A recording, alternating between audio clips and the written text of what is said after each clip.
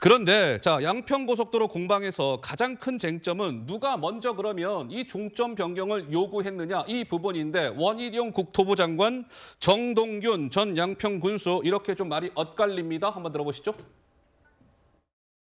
2017년에 국가 재정 사업으로 진행이 됐는데 민주당 군수가 강하의 IC가 있어야 되겠다라고 당정 협의를 하면서 주장을 해요. 예타는 예비잖아요. 본 타당성 조사와 환경 영향 평가 과정에서는 여러 가지 의견 수렴을 하면서 안이 바뀔 수가 있거든요.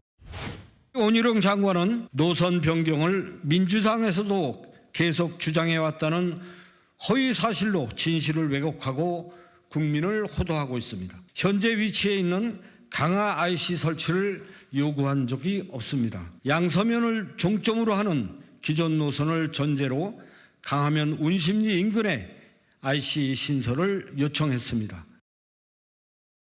자, 정동균 군수 얘기까지 듣고 왔습니다. 그런데 여기서 한 걸음 더 들어가 보겠습니다. 역시 지도 하나가 등장을 할 겁니다. 한번 같이 한번 봐주시죠. 이런 거예요. 그러니까 계속 지금 누차 말씀드리는 것처럼 원래 예비 타당성 조사를 통과했던 원안이 있죠. 종점은 양서면입니다. 그리고 뭐 김건희 여사의 일가 땅이 있다라는 강상면 거기 종점인 게 이제 국토부 대안이고요. 빨간색 선. 그리고 중간에 파란색 선이 하나 보이시죠? 이것이 민주당이 주장하고 있는 안이랍니다. 정동균 당시 민주당 소속의 양평군수도 저 파란색 선을 주장했다는 거예요. 왜 그런지 아십니까? 강화 IC라는 걸 만들자 이거예요. 왜냐하면 중간에 IC가 없으면 이 차량 진출입이 중간에 안 되니까 양평 군민들을 위해서 강화 IC를 설치하자. 그런데 빨간색 선과 파란색 선의 강화 IC 위치가 좀 다르죠. 근데 어쨌든 중간에 있는 파란색 선을 민주당이 요구하고 있는 안이다. 그런데 저 안에 맹점이라고 해야 될까요? 자, 강화 IC가 파란색 선, 중간선에 만들어지기는 해요. 그런데 그 라인이 어떻게 됩니까? 이게 도로라는 것은 일직선으로 쭉 빠져야 되는데 약간 L자형이 되는 거예요. 한번 꺾여가지고 L자형으로 올라가서 종점이 양서면이 된다. 따라서 이렇게 저렇게 좀 효용성이 떨어지는 것 아니냐 이런 얘기가 나오는데 양지열 변호사님 의견이 궁금해집니다. 일단 저 강화 IC 설치를 놓고 이것 때문에 종점 변경 자체가 민주당에서 주장했다는 부분은 저 그림만 봐도 사실이 아닌 거죠. 원희룡 장관께서 잘못 알고 계신 거고 예. 2021년에 지역 언론과 지금 정 군수가 인터뷰를 한 걸 봐도 예. 이 설치 예타까지 결정되기 자체가 굉장히 어려웠기 때문에 종점을 바꾸는 건 어렵다. 하지만 지금 이 도로의 가장 큰 양평 군민들의 입장에서 쓸모가 있는 부분은 이 두물머리 그쪽에 사람이 많이 몰리기 때문에 거긴 나들목이 생기는 게 필요하기 때문에 그러면 가능한 도로가 좀 밑으로 내려오더라도 강화해 쪽에 설치를 하도록 요구해보자라는 얘기를 한 겁니다. 예. 그러니까 일단 원희룡 장관도 이 부분은 확실히 잘못 알고 계신 게 저게 맞고요. 어허. 그리고 아까 이제 정군수와 관련해서 지금 뭐 장해찬 최고께서 잘 설명해 주셨지만 정군수 쪽에 있는 데는 종점이 있어도 나갈 수 있는 길이 없어요. 그러니까 이건 정군수의 땅이 있어도 그게 의미가 없는 거고 아까 장 최고도 말씀을 중간에 하셨지만 이 김건희 여사 쪽 땅에는 거기에 1km 떨어진데 중부에 IC가 나갈 수 있는 땅이 있어요. 그래서 아하, 그러니까 양지열 변호사님 말씀은 좀 전 그 지도 다시 한번 넣어봐 주세요.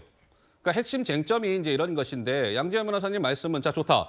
양서면도 제이시고 강상면도 제이신데 양서면 인근 일대에 그 누굽니까? 정군수의 일가의 땅이 있는데 저 주변에는 IC가 없다. 예. 그런데 저 밑에 강산면 쪽에 보면 저기는 제이시기는 하지만 그 인근에 남양평 IC인가요? 예. IC가 있다. 그래서 좀 다르다. 이런 말씀을 하시는 건가요? 일단 상황이 그렇게 좀 다르고 저 지도에 보면 이제 지도만 놓고 전문가들이 지적하는 것 중에 하나가 하천을 2번 지난다. 그러니까 이거 교각이 여러 개 필요한 것처럼 보이잖아요. 예. 근데 이 도로에 교각이 물을 지날 때만 필요한 건 아니죠. 고속도로 다니다 보면 계곡 같은 데 지날 때도 높이 있어야 되니까 교각을 설치를 합니다. 네. 근데 그 교각 숫자까지 다 합치면 저기는 그냥 물이어서 한 게 아니잖아요. 예. 그걸로 따지면 요 지금 변경한 강상명 쪽으로 가는 데가 더 많아요. 그러니까 저는 이걸 가지고 일일이 따지지 않은 게 아니라 사실 저도 이 얘기가 나오게 된 이유가 왜 바꿨는지 명확하게 설명이 안 되니까 그러는 거예요. 왜 바꾸니까. 예. 그거를 설명을 해달라는데 장관님이 그냥 대통령실하고도 의논하지 않고 안 하겠다라고 하시는 바람에 논란이 커진 거잖아요. 그러니까 정확히 왜 변경하려 했는지를 좀 이해가게 해달라는 겁니다. 그러면 오케이, 알겠습니다. 그럼 이렇게 한번 보시죠. 이 고속도로라는 것은 가장 상식은 엄청난 돈을 들여서 짓는 거 아니겠습니까? 뭐 1조 7천, 뭐 1조 8천짜리입니다. 이거 엄청난 돈이 들어가는 고속도로면 고속도로를 놨을 때 많은 사람들이 혜택을 봐야 되잖아요. 그 부분으로 이야기가 자연스럽게 넘어갑니다. 한번 보시죠. 자, 이거예요. 보세요. 자, 원안. 양서면이 종점인, 양서면 얘기 오늘 많이 나오네요. 양서면이 이제 종점인 이제 원안은 그 주변에 양평 군민들이 저렇게 분포가 되어 있다는 거예요. 양서면의 인구 14,000, 그 인근에 서정면이라고 있는 모양입니다. 거기 인구 1062명. 자, 밑에 빨간색 선, 국토부 공개한 이거 한번 보세요. 강산면을 주변으로 해서 강산면 인구가 일단 1421명, 양평읍 인구 31,446명. 그러니까 원안보다 국토부 대안이 그 주변에 많은 사람들이 거주하고 있기 때문에 당연히 강상면으로 종점을 넣는 것은 상식 아니냐 이런 얘기도 나와도 돼. 장채건 좀 어떻게 보세요? 그러니까 바꾼 이유가 저기 정확히 나와 있네요. 이게 바꾼 정확한 이유입니까? 도시공학이나 환경 전문가들이 두 가지 이유를 이야기하는데요. 일단은 강화 IC를 설치하고 이 고속도로 종점이 좀 남측으로 내려와야 그러니까 양평군에서 가장 많은 주민이 거주하는 양평읍과 상대적으로 가까운 곳으로 내려와야 양평과 그 주변 일대 주민들이 훨씬 더 혜택을 많이 본다는 게 도시공학적 이유가 되는 것이고요. 예. 환경적으로도 지금 민주당이 주장하는 것처럼 원안대로 이게 위로 가로지르게 되면 약간 L자로 꺾이는 거? 네, 뭐 종점이 안 바뀐다 손 치더라도 이게 L자로 꺾이면서 고속도로의 효율도 떨어지지만 하천을 두 번 지나면서 상수도원에 피해를 줄 수 있다. 그리고 이 양서면 종점 자체가 그곳에 마을이 있기 때문에 오늘 나온 보도를 보면 거기에 JC를 설치하려면 마을 하나를 밀어버려야 된다는 거예요. 아, 그래요? 근데 양평군 입장에서는 기존에 주민들이 살고 있는 마을의 훼손이라던가 상수도원 자연 훼손을 최소한으로 줄이는 게 또 과제 아니겠습니까? 예. 근데 예타는 왜 원안으로 통과됐느냐? 예타라는 것은 경제성 평가에 높은 점수를 부여하기 때문에 양평군 주민들의 수요보다는 서울이나 수도권에서 관광 가는 사람들이 어쨌든 많이 타면 예타 점수는 더 좋게 나와요.